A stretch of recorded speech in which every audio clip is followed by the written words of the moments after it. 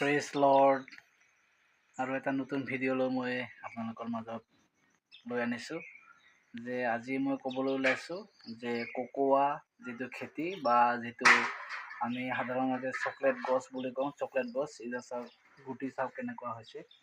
আজি গুটি অলপ মানে সংগ্ৰহ কৰা হৈছে বাৰু, এইবিলাক চাই ইমান ডাঙৰ ডাঙৰ তুনো দেখা দিয়া, এইটো ইফালে এইবিলাক চাওক ইমান ডাঙৰ ডাঙৰ হয় চাওক, দুটাতে 1 কেজি হৈ যায় আৰু এনেকুৱা অলপ সৰু চাইজত 3টা লাগি যায় বাৰু।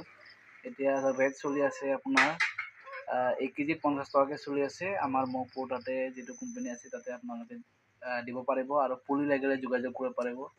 ঠিক আছে গাইজ, মই দেখাই আছোঁ আৰু ময়ো খেতি কৰিছোঁ বাৰু, মই দেখাই দিম গছজোপা কেনেকুৱা হৈ আছে। অ'কে, আছে কোকোৱা গছ, যিটো মানে আমি সাধাৰণতে চকলেট গছ বুলি কওঁ।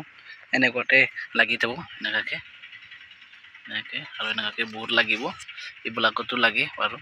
এইটো অলপ সৰু হৈ আছে, তো এইটো মই নাৰ্চাৰীত থৈ দিছোঁ, কাৰণ নাৰ্চাৰীটো বেছি গছ লগাব নোৱাৰে, কাৰণ বেলেগ বেলেগ গছ আছে, এইফালে ভেনিলা আছে, পাণ আছে, চব বহুত ধৰণৰ আছে। গতিকে ইয়াত এডাল লগাইছোঁ জাষ্ট ডেমোৰ কাৰণে, আৰু বাকীটো বাগানত আছে। ঠিক আছে গাইজ, এনেকুৱা গছ হয় আৰু পুলি লাগিলে নেক্সট ইয়াৰ যোগাযোগ কৰিব। এইটো বছৰটোৰ ছিজন নাই আৰু। ঠিক আছে, আৰু এই পৰা ডালচেনি আছে কিছুমান।